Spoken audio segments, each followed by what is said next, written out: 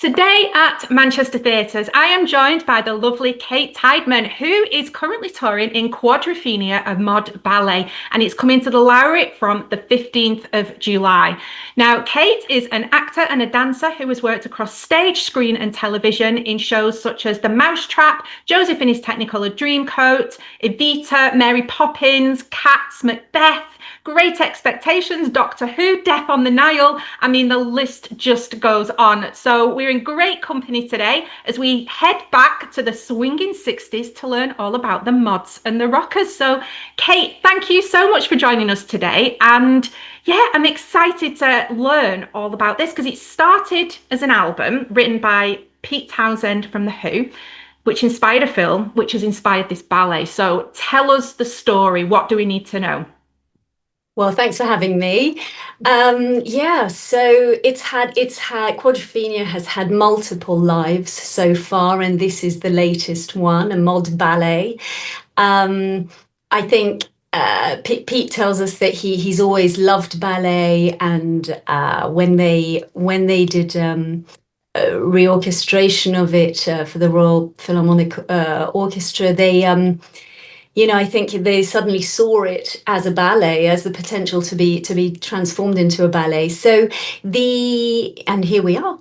So the story, like the movie and the concept album, follows a young man, Jimmy, in search of identity and belonging and purpose, and mid 60s, in a time of where I think a lot of young people were feeling that, and he sort of joins a group of mods and gets involved in the conflict between mods and rockers, and coming from conflict within his own family, a very dysfunctional family. And we really sort of follow his grappling with who he's going to be, who he wants to be. Yeah, and you are involved in his life because you play his mother. I do. So you do. So we know, well, I know that his dad maybe a bit of PTSD from the war. He's got some stuff going on. What do we know, or what can you tell us about your role as Jimmy's mother? Well, what was great actually when we created this is what we knew that about the father. We knew that that was being written in for the purposes of the show, to be sort of expanded on. So in terms of my role, I sort of had a little bit of free reign as well within that. We knew that it had to be a dysfunctional relationship. We knew that Jimmy, our son, could not come to us for answers or guidance, in particular. So sort of we started to build it around that, and we written into the sort of treatment of this show was that she, the mother, would be reliant on prescription pills to sort of soften certain edges. But the main thing we kept coming back to was we didn't want the relationship between the mother and father to be an abusive relationship. We very much wanted it to be a breakdown of communication. And so we worked very hard at that. And what we see within the show is a little snippet of their life where she is trying to get her husband's attention, not in any other way than just for him to remember that she's there. So we always came back with Rob, the director, that her main purpose in life is to save the relationship, and that even above the relationship with her son, where Right. that choice sort of is made. And I think that choice is quite clear within the show and drives Jimmy also.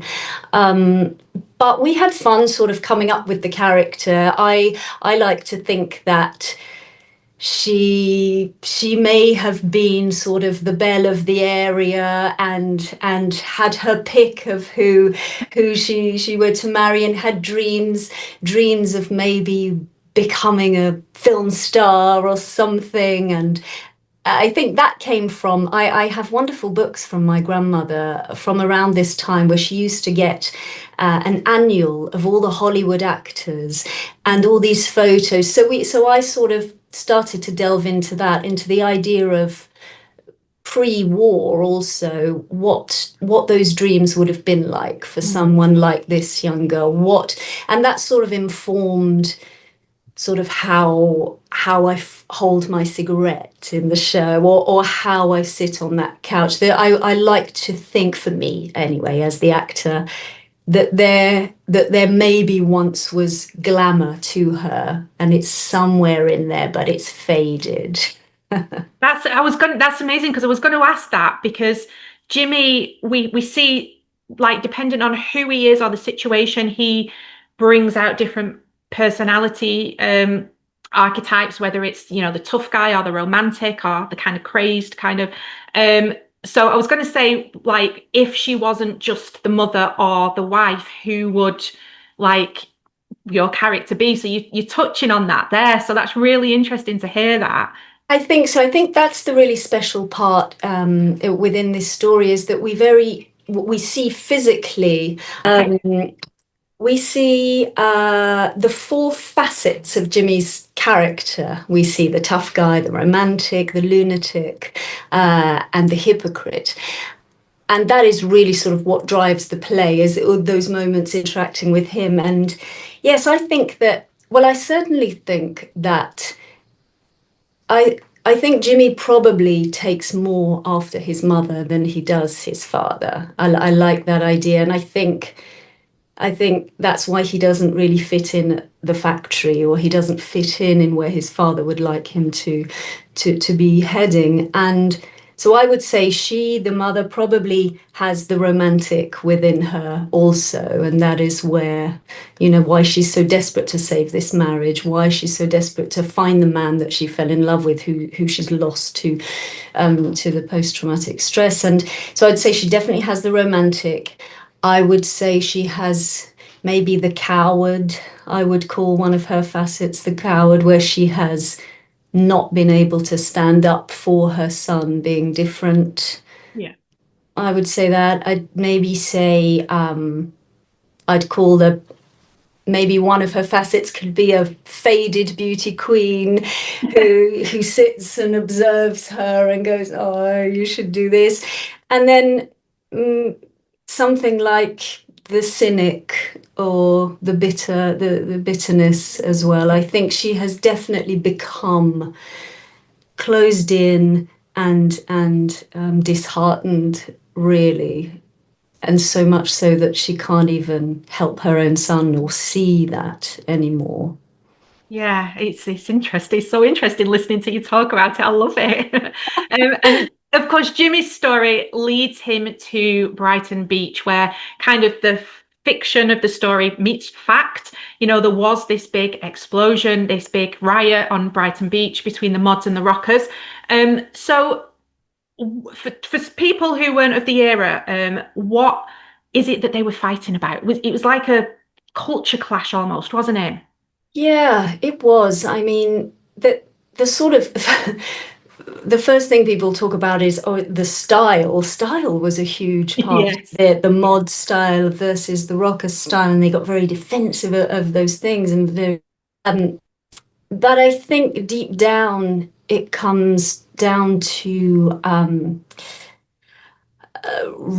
innate rivalry, and again, really sort of a sense of belonging, and asserting dominance within an area. It's also, we're talking, it's that generation of angry young man. It's that there was nothing to fight for, not like our parents' generation, who had physical freedom to fight for. And here, I think they had this feeling that they needed to sort of get out, but nothing real to Mm. focus it on. And it sort of just escalated really into this huge sort of longing for a sense of purpose, and rivalry and victory, yeah, and dominance. Yeah. But And it got ugly. it really did. Yeah, it did. When I was looking at the show and really doing a bit of research around it, and yeah, it wasn't just Brighton, was it? It was all over the Yeah, country where people were gathering. Um, yeah. so if you were around, do you think you would have been more a mod or a rocker? Um, well, in the show, secretly, I do also come on as a rocker during Ooh, one of the big fights, not as the mother, but yeah. I come in and do a little bit of dancing. So I think I feel swayed towards my rocker clan a little bit because I have the leather jacket but I think.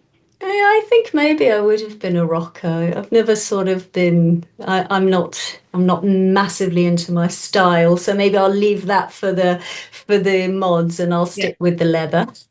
I don't envy you dancing in leather in this heat, I tell you. It Wow. is. It's so warm. It's Yeah. so warm. I know. I'm hoping it won't be that warm when we're in Manchester next week, but I think it might be. Yeah. Well, we do like the rain, but it is glorious sunshine at the moment. I'm not going to lie. So yeah, so we'll have to like get little fans in the wings and Yeah, yeah. absolutely. So the music, you mentioned at the start, obviously there's various incantations of this. We've got the original, there's a live recording, there's the Philharmonic version.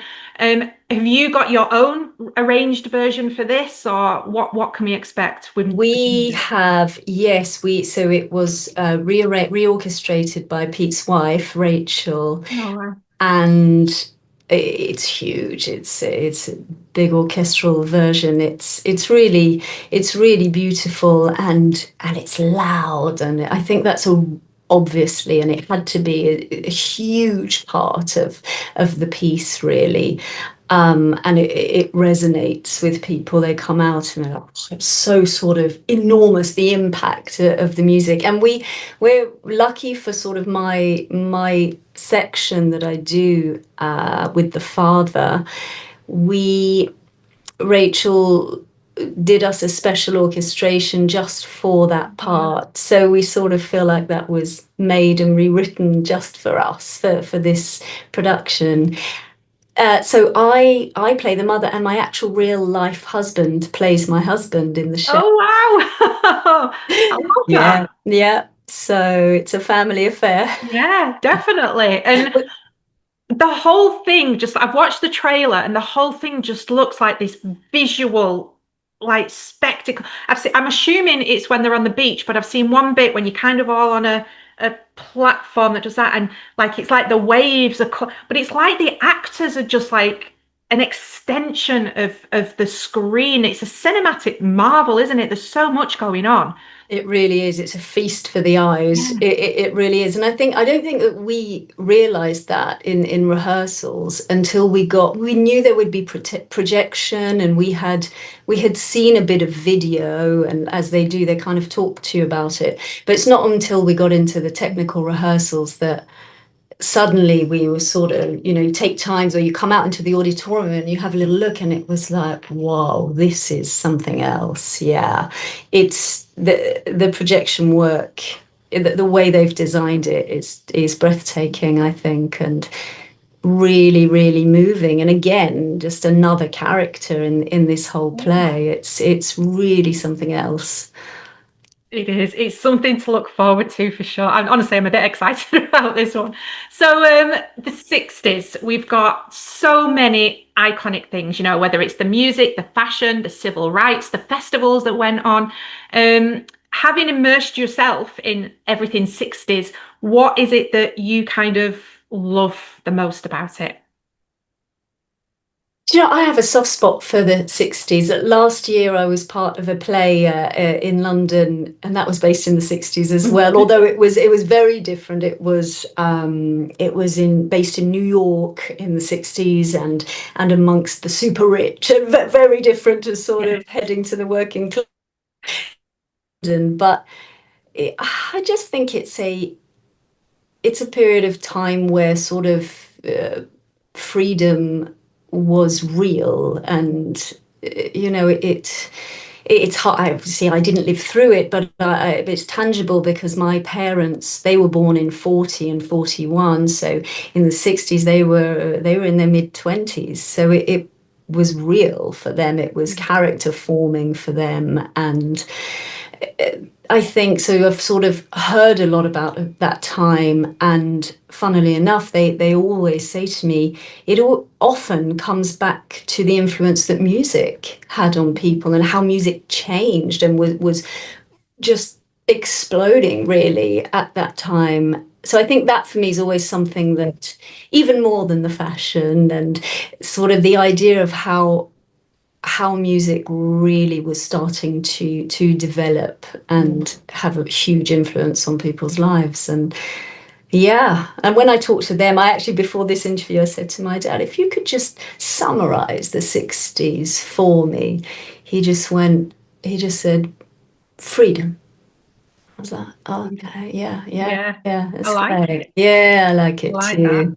I mean, they were born during the war, and Yeah, obviously their sort of teenage years was post-war, and all that brings, and then suddenly there's this era of yeah, there's no censorship. It's a way, isn't it? Actually, that's what I was going to say about the mum. What we spoke about as well, for the mum in this, was the idea that sort of during the war, women took on roles whilst the husbands were away, and we sort of decided to inject a little bit of that as when the men came back. Then I think in terms of this character, we decided that she then went back to being a housewife, and maybe the jobs, those important jobs she was doing, just got taken back by the men, and she was back to being at home, and that sort of must have had an effect on sort of definitely. knocked women back a few steps, I guess, in some Yeah, cases. kind Yeah. of the opposite of freedom for women, I suppose. Yeah. Yeah, at that time, yeah, I think so. I think so. Yeah. So if finally then, if as Jimmy's mother, without giving the ending away, you got to write his future for him, what would you like to see in his future? How would you like it to pan out for him? I think like any mother, I'm the mother of a 9-year-old. Uh, I think that I would want him to be able to be himself, whether that is fitting in or, in Jimmy's case, probably not fitting in, finding his own way and being comfortable with that and not conforming and not restricting himself. I would like him to be able to be free and not do what she did, really.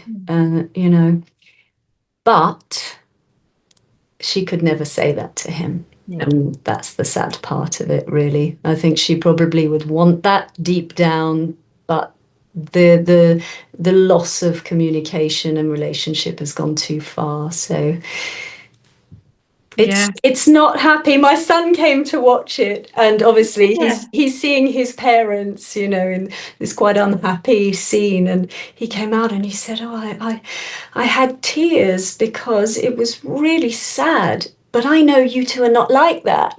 Oh.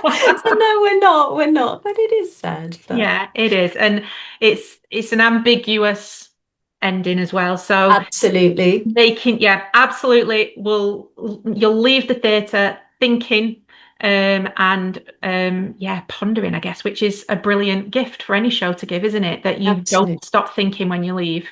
Yeah, absolutely. I think people tend to feel quite moved and thoughtful, and yeah, I think it's an emotional piece. So And it is an absolute classic piece that I am thrilled is coming to Lowry. So thank you so much for your time today, Kate, in telling us all about it. It's given us even more reason to come look forward to it and come and watch it. good. You can catch it at the Lowry, as we've said, from the 15th of July. So come along and decide if you are going to be a mod or a rocker. Thanks ever so much, and we will see you very soon.